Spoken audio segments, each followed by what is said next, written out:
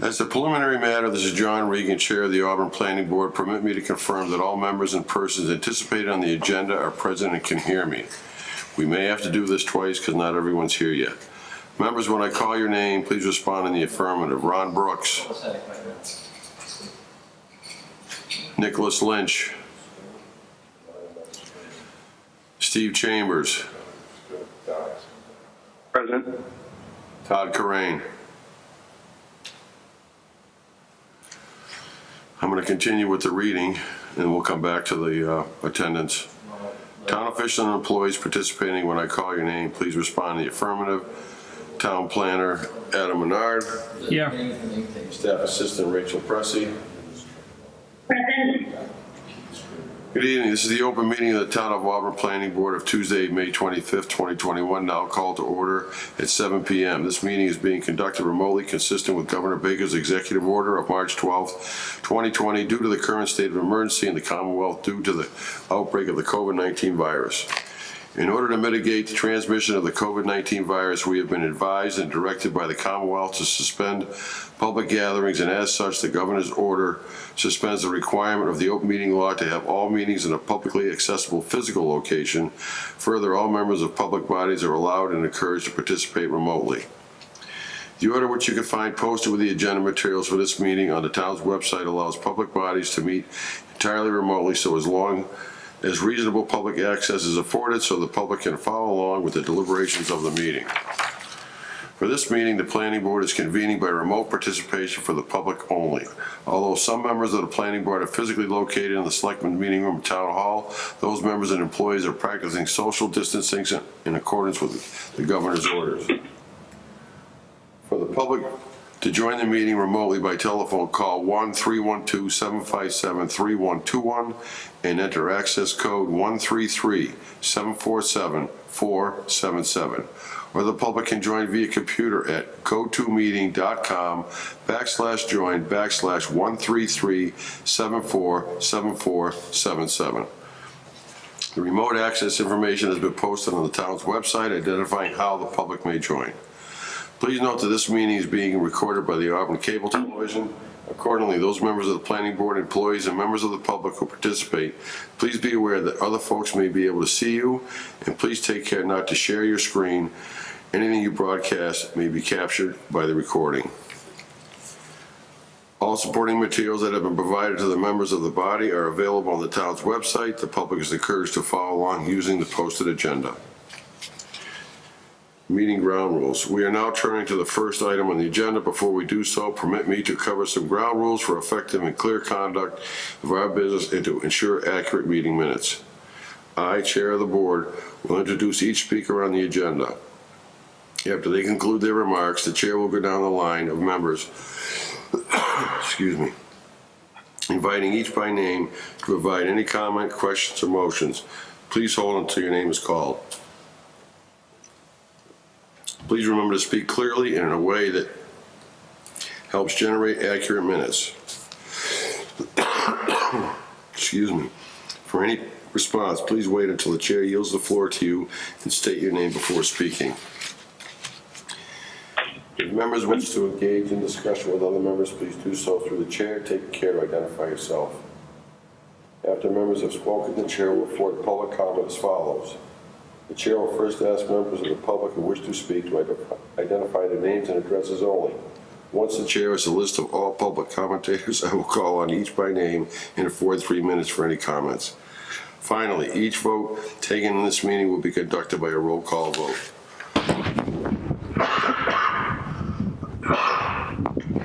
Excuse me.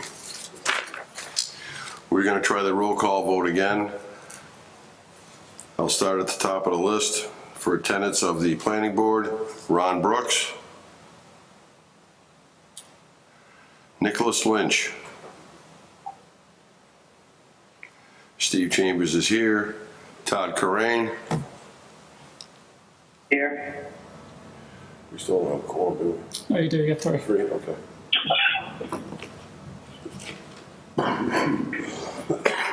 Excuse me.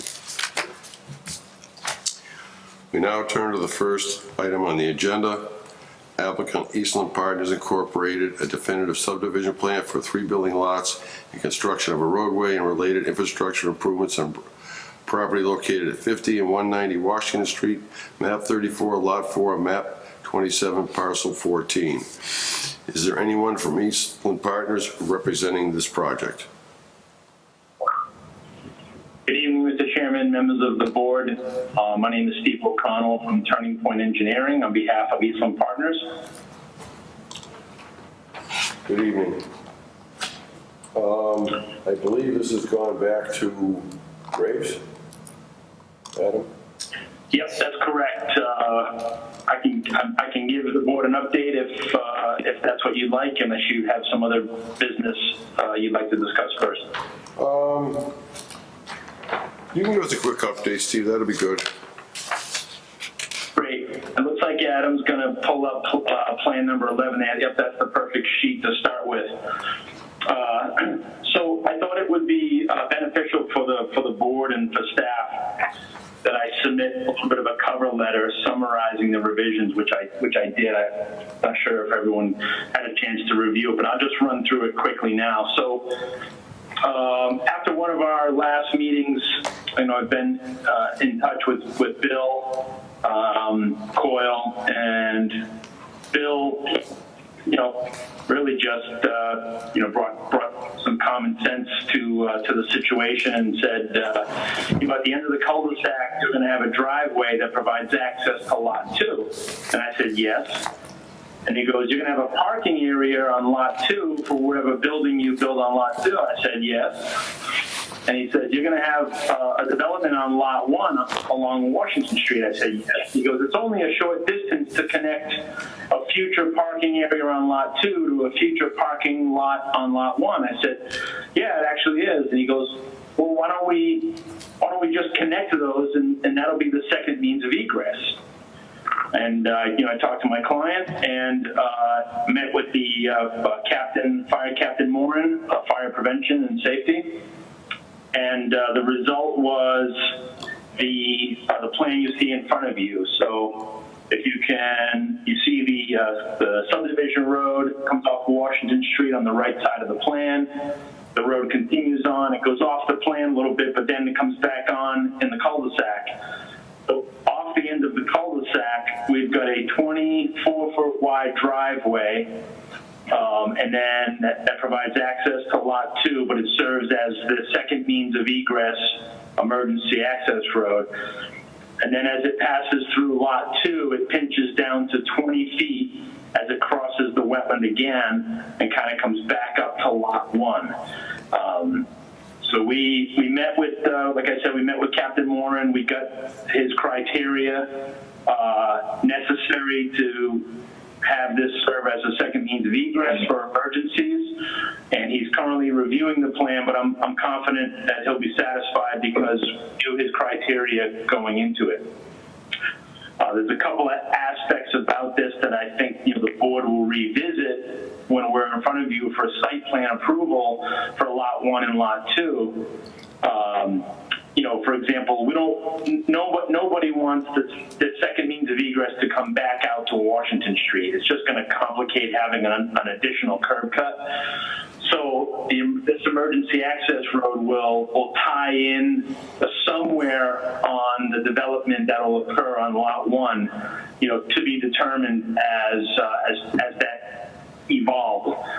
It could come up to the front of lot 1. It could come down to the back of lot 1, but the bottom line is that second means of egress will be provided from the cul-de-sac of the long subdivision road out towards Washington Street as part of the development of lot 1. So I think that that's a significant amendment to the plans that I wanted to share, first and foremost. Other than a small water quality stormwater basin for a road that will hardly be traveled, there are no changes to the stormwater system for the subdivision. The stormwater basins that were on the previous revised plans remain as they were. So the next item that is related to this is sewage. In the same conversation with Bill Coyle, Bill did not like the sewage from the development connecting up to the sewer system in West Tech.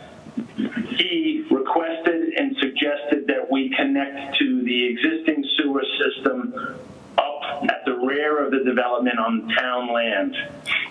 We got copies of the plans from Joanna and were able to illustrate that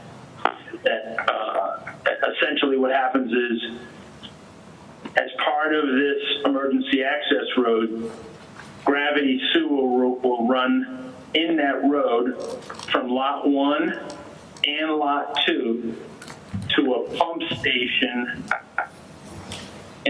off the cul-de-sac. You looking for the plan, Adam? Yeah. That's going to be a submersible pump station, Steve?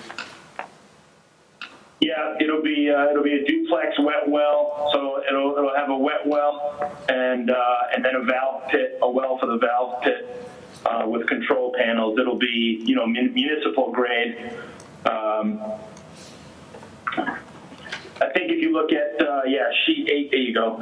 So you can see on this sheet at the top of the page there's the existing gravity sewer line that runs the top of the hill up there along that ridge. We surveyed it. We verified information that was provided on the plans from the sewer department. And quite simply, instead of a force main running up the subdivision road along Route 20 and then up West Tech, the sewer will now just by force main pump up to this gravity location. And the advantageous part of this sewer connection is that couple of things. First of all, it's an easy run up through the town piece of land here. There's no major vegetation removal. There's a lot of brush and some understory growth. I've been there personally a few times, and the most advantageous part, I think, that Bill addresses Bill's concerns was that the sewage that runs through this piping network does not go through the siphon under the diversion channel. And as you may recall, that was one of Bill's concerns about other proposed points of sewer connection. So, we believe this will satisfy the sewer department's concerns, and hopefully the board will be satisfied as well. The other nice part about this is it takes sewer out of the subdivision road completely. All 3 lots that are proposed with this subdivision can connect to the pump station. Adam, could you go to sheet 8.1, please?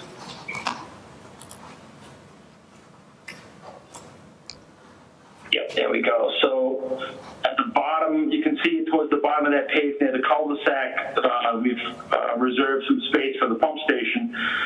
So the sewage flows from lot 3, the sewage flows from lot 2, and the sewage flows from lot 1 will all be fed gravity to the pump station. Lot 1 and lot 2 will come via the emergency access road, and lot 3 will come directly into a manhole before the pump station, all outside of the subdivision road. So for my client, it was a feasibility review, taking sewer out of the subdivision road as part of that infrastructure cost and putting that cost towards the second means of egress. So I think it's a very, beneficial for all parties that this is where we are in the design. A couple of other things briefly, following last planning board meeting, we got valuable input on tree spacing. So you'll see these plans here reflect 60-foot spacing for street trees, and they're staggered. So both sides of the road, they're not in the same location on the road. They're kind of staggered, so you kind of you get I think, a more appealing effect. And the final item, based on input from the board, is that we've re-added the sidewalk on one side of the road as requested by a majority of the board members. And that's where we're at. Graves Engineering has these revised plans. The fire department has revised plans, and other town departments have these revised plans. And we're optimistic that their reviews will come back favorable, and hope to near the end of the permitting of the subdivision. Very good. So that concludes the summary of the revisions, Mr. Chairman. Happy to discuss anything else you'd like to discuss. Is there anyone from the public that may have a comment regarding this project? There being none, Steve Chambers, do you have any comments regarding this update? I do, thank you. So I'm glad that there's another means of egress. Was there any consideration into making that a actual drive and then pulling the request for the additional 750 feet that you guys were looking for? There was some consideration, and the reason we did not is because for it to come back out onto Washington Street would not be acceptable to Mass DOT. And the other aspect that was considered, during that evaluation was that the wetland alterations were about at the limit where it would require much more extensive review from a wetlands impact standpoint. And as part of that review process, what has to happen is we have to look at alternatives. And one of the obvious alternatives would be a narrower driveway. And since I've been doing this for a long time, and I kind of know how these things go, I try to stay one step ahead. So I know that we can provide this second means of egress in compliance with, the NFPA reg code that the fire department, uses as their jurisdictional regulations. So we meet or exceed those requirements, but also meet or exceed, wetlands impacts, kind of guidelines and regulations as well. So the fire captain was extremely happy. With the prospect of this, we're also going to loop the water. So I'm sorry I didn't mention that, we will be looping the water back out to Washington Street, which is again another added bonus that the fire captain was extremely happy with. And have you received your approval for those curb cuts on the locations out onto Washington Street? They're in process with Mass DOT. We believe that we meet all their criteria, but the review process with DOT, is ongoing and will take a little longer. And then between lots 1 and 2, will they be able to access whoever's on there between those two lots, or do they still have to, how do they access that second lot? Will they be using Commerce Way? Yeah, the only daily access to lot 2 will be from the cul-de-sac of Commerce Drive.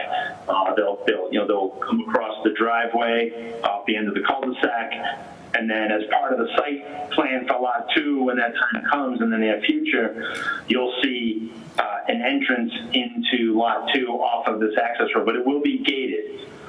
So the emergency access road will be gated somewhere near the lot 1 and lot 2 boundary, so that it's not a regular access. It is an emergency access, to the satisfaction of the fire of Captain Moran. Thank you, John. I'm all set. Todd, do you have any questions or comments? Yeah, Mr. Chairman, I do have just a couple comments and one or two questions. Thank you for the sidewalk and the street trees. It's a big improvement to the design, at least in my opinion, and I'm grateful for their inclusion. On sheet C 4.7, the accessible curb ramp detail, I noticed that the detectable warning panel is missing. So I just wanted to make sure that you do plan to insert a detectable warning panel per ADA requirements. Yes, we will. My understanding is that ADA is evaluating certain acceptable brands of the detectable warning plate, but yes, absolutely we will. The ones that meet ADA compliance. Perfect, thank you. The other, and my understanding is, and I pointed this out on a different project, and for the street tree species, I noticed that the section 4.11.5 of the subdivision, this is sheet C 4.5, does list Norway maple. However, those have since been put on Massachusetts invasive species do not plant list. So I just want to make sure that that's not a species chosen for this project, because they are not allowed to be planted. New plants are not allowed to be planted in Massachusetts now. I was not aware that Norway maple was on that list, so thank you for pointing that out. We will remove that from the detail on the final plans, which is hopefully the next set that we produce would be the final plans.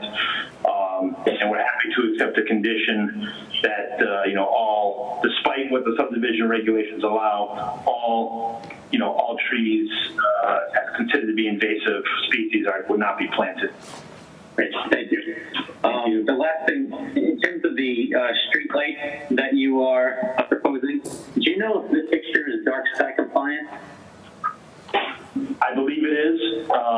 If it needs to be, again, we're happy to have that be a condition as well.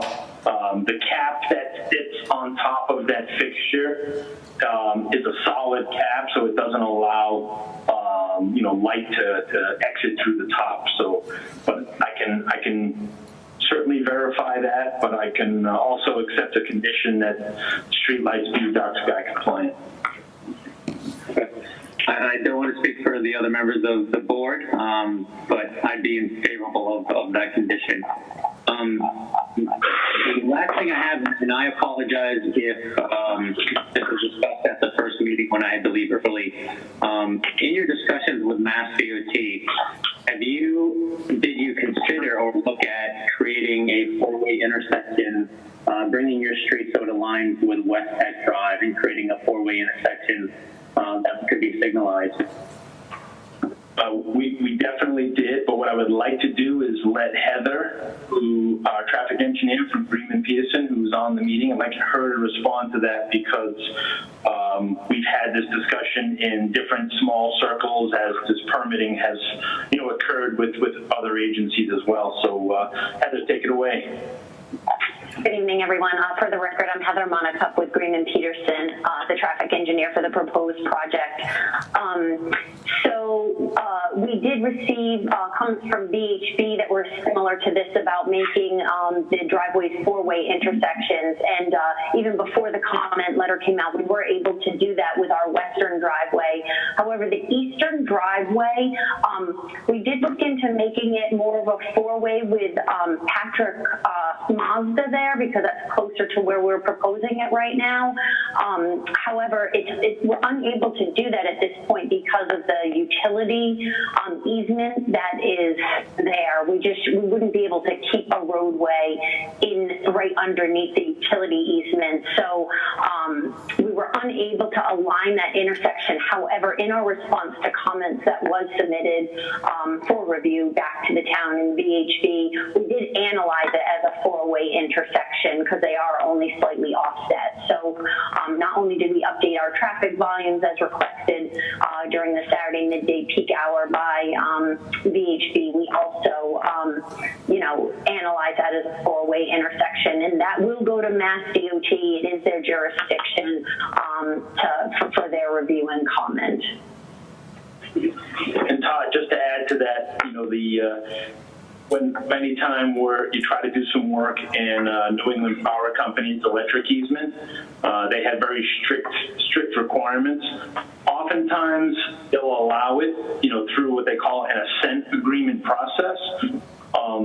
But it's 99.9% of the time, when you're accessing their easement, it needs to be as perpendicular to the easement as possible. So when we were proposing sewer initially to run perpendicular to the easement and then through the property at 50 Washington to the Winbrook Mobile Home Park, we had their initial approval because we were perpendicular, but in order to make a four-way intersection with the Patrick Mazda driveway or even potentially West Tech, we'd have not being compliant with strict national grid easement, regulations and policies, and not to mention significant topographic and wetland alteration challenges. So, but to the credit of the board's peer review consultant VHB, as Heather indicated, they requested kind of some input on that same topic, and Heather provided a very robust response. And we hope that VHB finds that satisfactory as they perform their second and hopefully final review as well. Okay, great. Thank you, Mr. Chairman. I'm all set. Is there anyone? John? Okay, Ron, I knew you were on. I knew John? you were caller number one. All right, I didn't know you knew. So, write it down, Rachel, Ron Brooks is in attendance, please. And if you have any comments, Ron, feel free. Nope, not at this time. Oh, good. So, now I guess it's my turn. So on page C 3.1, Steve, where you illustrate your three quote-unquote permanent benchmarks, Yep. the only permanent one's is the one on the electric manhole. One of the trees not permanent, and a nail in the pavement's not permanent. The nails come out with a plow, and a tree grows. So my suggestion is, you can put a permanent benchmark on a bound, a granite bound or a concrete property bound. That's fine. It's permanent. It's not going to go anywhere. They're buried deep enough so they don't get raised up and down with the frost. You can put a permanent benchmark for the future on a hydrant that's on the roadway. That's another permanent. But the tree and the pavement don't work. I don't know. Okay, happy to make that adjustment. And then on the electric manhole, where you have it as permanent, there should be like an X cut in the frame, because you always take it off the frame, but if someone goes up there to use the benchmark, and I don't know what the crown is on the road, they could be on the wrong side of the cover. And you could be off by maybe even as much as a tenth. And if somebody's setting grades at 004 for anything inside a building, for drainage inside the building or sewer inside the building, it'll throw them off. So just a little small X cut, and that would work, and then put the other two on bound or on a hydrant. Okay, yep, no problem. Thank you. And then,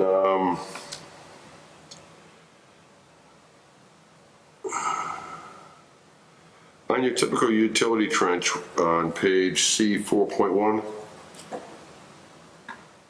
I'm assuming that could be a sewer pipe, could be a drain pipe. It's just typical utility, correct? And that, Yes, correct. and that is 3/4 inch stone around it? Yes, it is. It doesn't identify, it just says bedding, but the standard pretty much now, Steve, from what I've seen, is you line the trench with filter fabric, put your stone in, place your pipe, and fold the filter fabric over the top. And I didn't see that detail in here. Okay, yep, this is a revised detail from our original plans, and you had some comments. Yep. So happy to incorporate some additional revisions on this detail. I appreciate it. And then on the vertical granite curbing detail right next to that, where you have it on compacted gravel. I mean, you can do that. I just think it's easy to put it on concrete bricks. Okay. I mean, that's what most of the curb layers do. Now that we have to go underneath the curb, back in the day, you didn't have to go underneath the curb, you just went on one side of it. And now everybody wants it all over the road. Right. On the unencased duct conduit on the same page, detail 7, that should be sand surrounding that, not base material. So it's easier identifiable when you break through the ribbon and then you get down, you find sand, you know you're on a utility. You go to construction details, C 4.2, it's got to be cost. On detail 5, the corrugated polyethylene flared end section, why not concrete? The flared ends don't seem to hold up over time. They get bent, the dirt falls in, they get out of alignment. But I mean, I don't think a flared end for this size pipe, it could be that expensive. Concrete, precast. Yep. Yeah, no, I agree. We could, we'll swap that out for RCP. Awesome. And on C 4.4, on your precast concrete drain manholes, you know, you're not gonna have sewer manholes anymore. Just a point, you gotta have you should have a 1% slope on whether it's concrete or brick invert going toward the invert, you know, slope up from the invert at 1%. And then on the joints, it didn't specify on the precast sections of the manhole whether you're gonna put that together with, you know, Conceal or Kent Seal or some other butyl manufacturer. It just looked dry. Okay. And this is just a curious, for me, is detail 2 on the deep sump catch basin where you have they used to call it Boston traps, but you have the cast iron trap. I'm just curious what the distance from the invert of the pipe is to the bottom of the hood. I didn't see that dimension. I just saw the 4 feet to the bottom of the hood. I don't have that information on the top of my head. That's the EJ Prescott brand, but I know it probably varies from manufacturer to manufacturer. But I could provide that for the one that we're specifying. Okay, that'd be great. And I don't have to worry about your chimney detail, sewer. And then on the details on C 4.6, the hydrant should be set, to me, should be set on the 4-inch by 16-inch by 8-inch wide.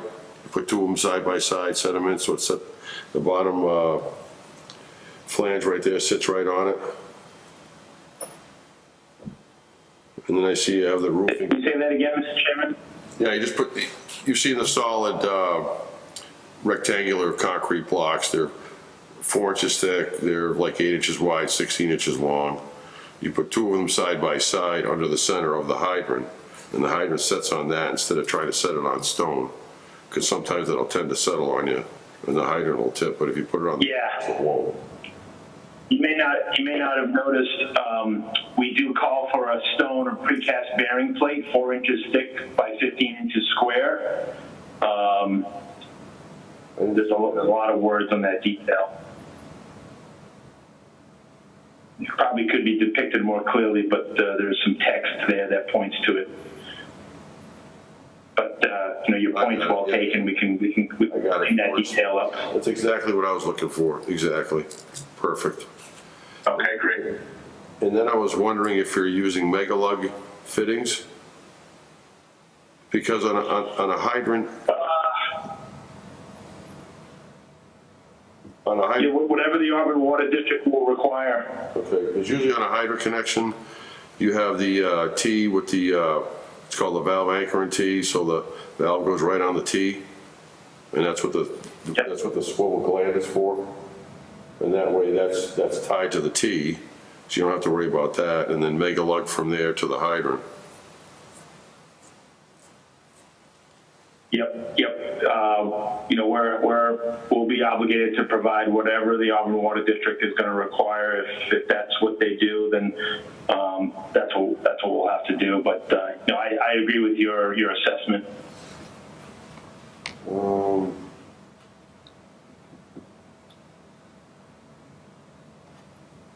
I can't find the curb stops for the, oh, there it is.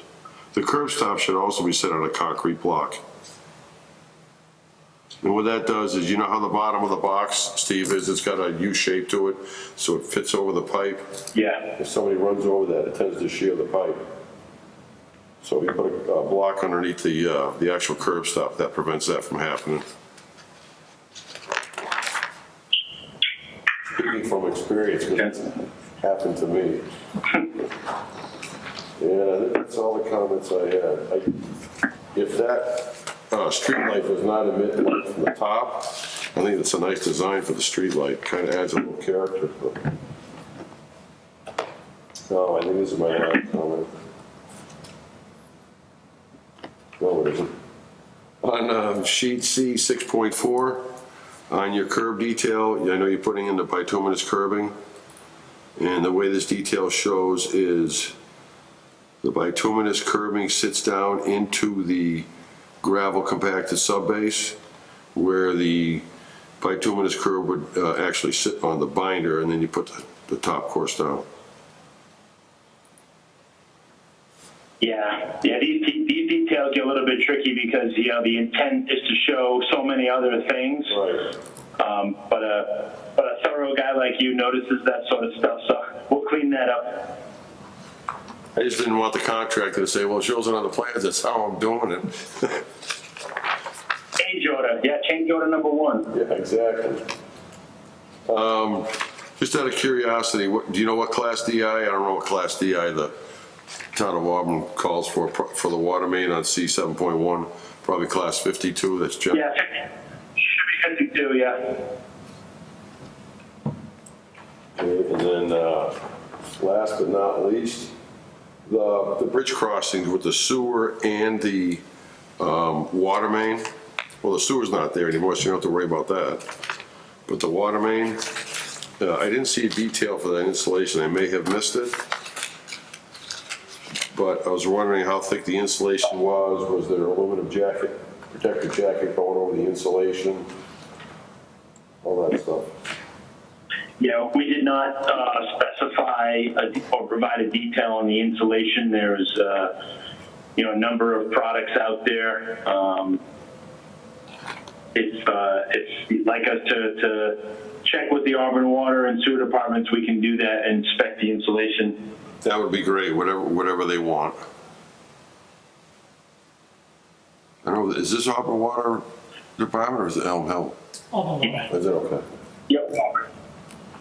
And the reason we'll need, you know, we've got plenty of cover over those pipes. Worked out really well. It's just that the underside under the culvert will be at risk. You know, probably more so the water than the sewer because of the you know, the heat that the biology puts off in the sewer. But you know, always safe, better to insulate. Oh, absolutely. You know, all you need is a frozen water main down there in the middle of January and there's a fire. That would not be good. Is there anyone else that has any comments? Being none, may I have a motion to continue this to our June 8th meeting? John, this is Steve. I'll make that motion. I'll take Steve as a motion. Ronnie, I'll take yours as a second. All those in favor? Todd? Aye. Steve? Aye. Ron? Aye. And myself, John Regan, and I. It is a vote. We'll see you guys in 2 weeks. Great job so far. Thank you very much. Thank you. Next up. Thank you. You're welcome. Next up on the agenda, applicant Modern Structures Incorporated, a definitive subdivision plan for 3 building lots and construction of roadway and related infrastructure improvements on property located at 92 Tinker Hill Road, map 59, parcel 5. We have received an email, which I'm sure you guys have read, but Adam got the letter from them on Thursday, and they are requesting to withdraw without prejudice for this project because of the cost of materials. Am I correct, Adam? That's correct. That's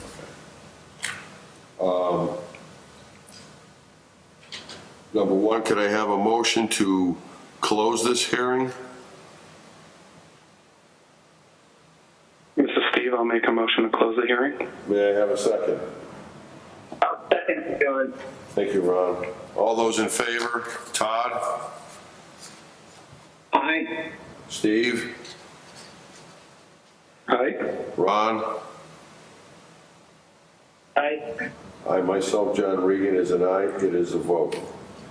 May I have a motion to allow the withdrawal of this without prejudice, so they'll have the ability to reapply at a later date? This is Steve. I'll make that motion. May I have a second? This is Todd. I'll second it. All those in favor? Todd? Aye. Steve? Aye. Ron? Aye. Myself, John Regan, it is a vote. Moving on to other business, we have a discussion on our summer schedule. What's in the works, Adam? so past few years, the board's voted to, instead of meeting twice in July and August, to just meet once in July and once in August. There hasn't been a whole lot coming in. I don't have anything currently scheduled for July or August, but the board's pleasure to shorten the number of meetings be great. Does any member that's in attendance on the board, and including you two, Rachel, have an objection to having one meeting in July and one meeting in August? Todd, do you have any objection? No, I do not. Steve?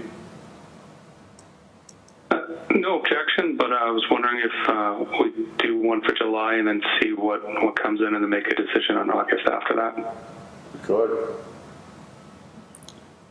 Yeah, I can play it by ear. It kind of depends on what comes in when we get a scheduled public hearing, but I can play it by ear. That's fine with me. Ron, do you have any problem with that? Oh, maybe there won't be anything in August and we won't have any. You never know. Maybe. Rachel, do you have a problem with any of that? See, I don't, John. Thank you for asking. you're welcome. So that's what we'll do. We'll plan on having our next two meetings in June, one meeting in July, and then we'll go from there. So it'll be July 13th would be, I think, the one meeting in July. Sounds good to me. Well, after the 4th of July. Next on the agenda is meeting minutes. May I have a motion to approve meeting minutes for the planning board meeting of May 11th, 2021? John, I'll make that motion. May I have a second? This is Todd. I'll second. Thank you, Todd. All those in favor? Todd? Aye. Steve? Aye. Ronnie? Aye. Myself, John Regan, is an aye. It is a vote. Next up is the town, any new business unforeseen by me? No. Town planner update. We have a vacancy. We have one vacancy currently. We'll soon have two vacancies. Currently, we have the alternate position is currently vacant, so we're seeking applicants to that position. And Nicholas Lynch has indicated he won't be seeking reappointment when his term ends June 30th. So we will be seeking to fill his seat starting in July. So there are information available on the town's website, and we're taking applications for those two seats right now. Very good. And then next on that is the open space recreation plan update. So some of you, I think, know I've been updating you on a fairly regular basis. The open space committee's been meeting once a month. this open space forum is an opportunity for the public to provide some input on what they like to see the town pursue for, recreational amenities and protecting the open space. That is scheduled for June 7th at 6 p.m. That will be virtual meeting. The information is available on the town website, or anybody can contact me for more information. Next up on the list is our next meeting can be in person here at Town Hall on June 8th. That is correct. So the chair received an email from the town manager earlier this evening with the state of emergency ending June 15th and the ceasing of wearing the masks. We can now start meeting in person starting June 1st.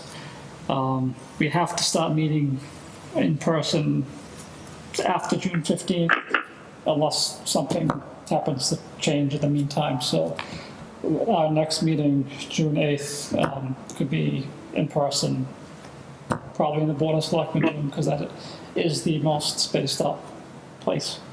That makes sense to have it here in the selectmen's room, as long as there's no conflict with other committees. Through the chair. Yes. Yep, I have a Adam, does that mean remote participation by anyone else will not be happening during that meeting? Or will they still be remote participation? At this time, I just received the notice an hour and a half ago, so this could change, but at this time, there'll be no remote participation. All be in person. Just like the old days. Right. Mr. Chairman, this is Todd. Through the chair, I was at a virtual conference today that MassDOT held, and the Secretary of Transportation passed on a message from the governor that he was extending the open meeting law waiver, allowing virtual meetings through September 1st in order to allow the legislature time to act and potentially change any laws allowing for virtual participation. Adam, might want to check into to that just to confirm it. Sure, and like I said, He may be allowing it, but that doesn't mean we can't meet in person. Yeah, I prefer meeting in person. I just wanted to let you know that this wasn't up today. I'm looking forward to seeing you guys. I just wasn't sure how the rest of the meeting or participation would take place. like I said, I just received this an hour and a half ago, so this may change over the next week. I will obviously definitely let everybody know what the deal is prior to the June 7th, June 8th meeting, one way or the other. So hopefully the plan will stand and we'll all meet on June 8th here in the selectmen's room. Have a little breathing room too, which will be nice. Does anybody have anything else they'd like to bring up before I ask for a motion to adjourn the meeting? I have one thing. So I wanted to commend Adam for the work on the Leesville Pond walk shop, as well as all the work with the Open Space Committee. And hopefully, if you guys have time to join the public hearing and listen to what other people might have and how far we've come on the open space and recreation plan. So appreciate that. It's June 7th, correct? Correct. So is that going to be in person? No, that's been advertised as virtual, so I don't have any plans to change that. May I have a motion to adjourn the meeting? I'll make that motion. May I have a second? I'll second it, John. All those in favor? Todd? Aye. Steve? Aye. Ron? Aye. Myself, John Regan, is an aye. It is a vote. Have a great night, guys, and looking forward to seeing you in 2 weeks.